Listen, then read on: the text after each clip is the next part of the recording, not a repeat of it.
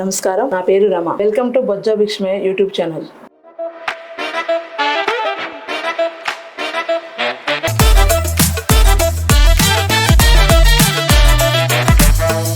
ఇప్పుడు ఈ విజయశాంతి రెడ్డి విషయానికి వస్తే, ఆమె పిల్లలు ఇంటర్మీడియట్ అన్నారు కదా సార్. ఇంటర్మీడియట్ చదివిన పిల్లల్ని వెంటనే ఆత్మహత్య చేసుకుందామని తల్లి అనగానే సరే అని చెప్పారు కదా, అసలు దానికి ఎలా అంగీకరించారు? అసలు నువ్వు ఎవరినన్నా చూడం, నీకు మీ నాన్న ఇష్టమా మీ అమ్మ ఇష్టం అని అడుగు, అమ్మే ఇష్టం అంటారు. అమ్మే ఇష్టం అంటారు. అలాగే ఎవరైనా నాన్న చనిపోతే అమ్మ చనిపోతే ఆ ఇద్దట్లో ఎవరు చనిపోయినప్పుడు ఒక పెద్ద శక్తిని కోల్పోయినట్టుగా, ఆదరణను కోల్పోయినట్టుగా, ఒక అండ కోల్పోయినట్టుగా ఫీల్ అవుతారు. అమ్మ చనిపోయినప్పుడు ఫీల్ అవుతారు. ఎందుకు? ఇది ఎవరైనా ఉదాహరణకు పిల్లగానే తీసి అడుగు, మీ అమ్మ నిన్ను కొడుతుంది కదా, ఓ అమ్మాయిని అడుగు, చిన్న స్కూల్ పోయి పిల్లడు లేదా, మీ అమ్మ నిన్ను తిడుతుంది, మీ అమ్మ నిన్ను కోప్పడుతుంది, అయినా మీ అమ్మ అంటే ఎందుకు నీకు ఇష్టమో? మీ నాన్న అయితే చాక్లెట్లు తెస్తాడు, ఐదు ఎత్తాడు, ఇది ఎత్తాడు, సినిమాలో తీసుకుపోతాడు, సైకిల్ మోటార్ మీద కూర్చోబెట్టుకొని ఊరంతా తిప్పుకొస్తాడు అని చెప్పు అంటే, అవును నిజమే, మా అమ్మ కొడుతుంది తిడుతుంది, మా నాన్న అంటే ఇష్టమే. మరి మీ అమ్మని ఎవరికైనా ఇచ్చేద్దామని అడుగు, లేదా మీ అమ్మ పంపించేద్దాం ఇక్కడి నుంచి అన్నాడు, అమ్మో మా అమ్మే కావాలి నాకు అని అంటారు. దీన్నే పేగు బంధం ఏమంటారు? పేగు బంధం. ఎందుకంటే అమ్మ పేగు తెంచి ఆ బిడ్డకు ప్రాణం పోసింది. ఇంకా చెప్పాలంటే ఆ బిడ్డకు ప్రాణం పోసేటప్పుడు అమ్మ చస్తుందో బతుకుతుందో కూడా తెలియదు ఆ పురిటి నొప్పులతోటి.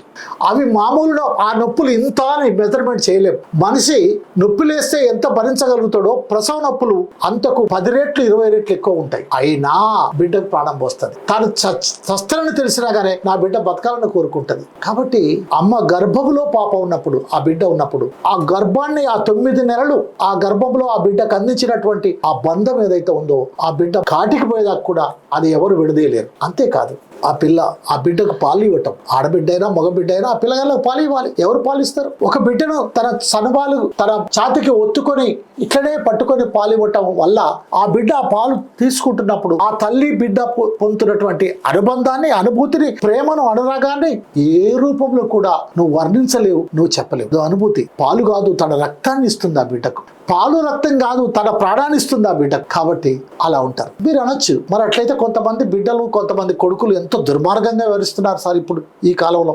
బిడ్డలే ఇటీవల తల్లులు చంపారు, కొడుకులే ఆస్తుల కోసం తల్లులు చంపుతారు. బిడ్డలు కొడుకులు అసలు వాళ్ళని ముసళ్ళు అయిన తర్వాత ఇళ్ల నుంచి వెలగొడుతున్నారు. అసలు వాళ్ళు ఆదుకోవట్లేదు, చూడట్లేరు, వాళ్ళు మర్చిపోయారు. ఇట్లాంటి అనేకం కూడా మీరు చెప్పొచ్చు. నిజమే, నేను కాదను. అందుకు కూడా ఎవరు కారణం? నేను అంటాను ఈ సమాజమే కారణం.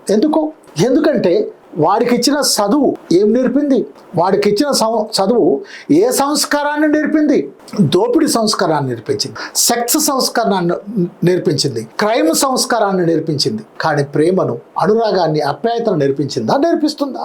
ఒక 50 రూపాయలకు ఉదాహరణకి 1 లీటర్ పాలయ్యా, ఆ లీటర్ పాలల్లో ఒక పావు లీటరు లేదా ఇంత నీళ్లు కలిపినాం అనుకో, ఎన్ని రూపాయలు అవుతాయి?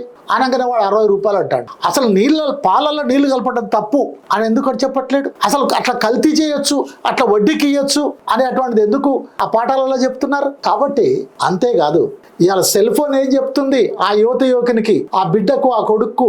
సెల్ ఫోన్ లో వచ్చేటువంటి నీతి ఏంటి? సోషల్ మీడియాలో వస్తున్న కంటెంట్ ఏంటి? ఎవరు ఈ కంటెంట్ను పెడుతున్నారు?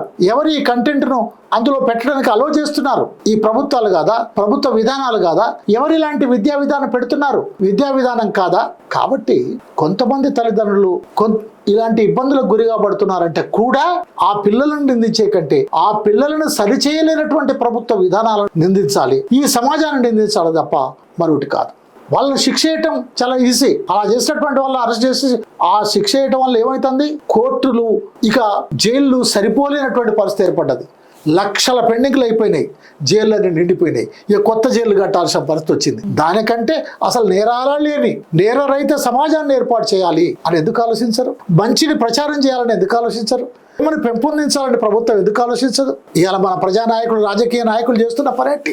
మొన్న మున్సిపల్ ఎన్నికల్లో మనం చూస్తున్నాం, డబ్బు ఏరులై పారుతుంది, సారా ఏరులై పారుతుంది. అబద్ధాలు చెప్తున్నటువంటి వాళ్ళే అధికారంలోకి వస్తున్నారు. కాబట్టి పిల్లలు అలాంటి ఉంటుంది. ఇక్కడ విజయశాంతి రెడ్డి గారి కూతురు చేతనారెడ్డి, కొడుకు విశాల్, 18 సంవత్సరాల వాళ్ళు, 17 సంవత్సరాలు విశాలకు, 18 సంవత్సరాలు చేతనకు. ఇంత పెద్ద పిల్లలు ఎట్లా అంగీకరించారు? ఎంత పెద్ద పిల్లలైనా తల్లి ఏం ఆలోచిస్తుందంటే 60 ఏళ్ల కొడుకు కూడా తిన్నావా బిడ్డ అడుగుతుంది అని అడుగుతుంది. 60 ఏళ్ళు కానీ ఆమెకు అన్నం ఉందో లేదో తెలియదు, కానీ ఆమె మాత్రం తిన్నావా, ఏమే పోయి వచ్చిండు కొడుకు, ఏమన్నా బెటర్ రాదు అని అంటది. అది తల్లి ప్రేమ. అందుకని అలాంటి తల్లి ప్రేమను మరవలేనటువంటి తల్లితో అట్లాంటి అవినాభావ సంబంధం కలిగి ఉన్నటువంటి వాళ్ళు, అలాంటి పేగు బంధం కలిగి ఉన్నటువంటి వాళ్ళు, తల్లి లేకపోతే నేను ఎలా బతుకుతా, తల్లి లేకపోతే మేము ఎలా బతుకుతాం? తల్లి లేని సమాజాన్ని ఊహించుకోవటం, తల్లి లేని ప్రపంచాన్ని ఊహించుకోవటం వాళ్ళకు సాధ్యం కాదు. అంతే విధంగా తల్లి కూడా భావిస్తుంది, నేను లేకపోతే నా కొడుకు ఎలా బతుకుతాడు, నేను లేకపోతే నా బిడ్డ ఎలా బతుకుతుంది, వాళ్ళు ఎన్ని కష్టాలు పడతారు,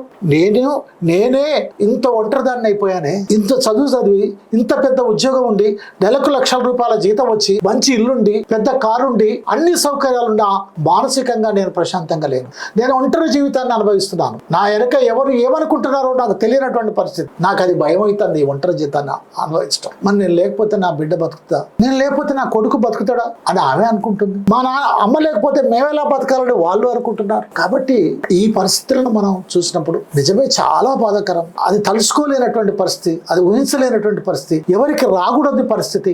కానీ ఏం చేద్దాం, సమాజంలో అలాంటి పరిస్థితులు ఏర్పడుతున్నాయి. ఆ పరిస్థితుల నుంచి ఇలాంటి వాళ్ళను కాపాడాల్సినటువంటి అవసరం ఉంది. ఆ పరిస్థితులు లేకుండా ఈ సమాజం చూడాల్సినటువంటి అవసరం ఉంది. అప్పుడు మాత్రమే ఇలాంటి ఆత్మహత్యలు కానీ, హత్యలు కానీ, అత్యాచారాలు కానీ, దోపిడీలు కానీ, దౌర్జన్యాలు కానీ, కుట్రలు కుతంత్రాలు కానీ లేని పరిస్థితి ఏర్పడుతుంది.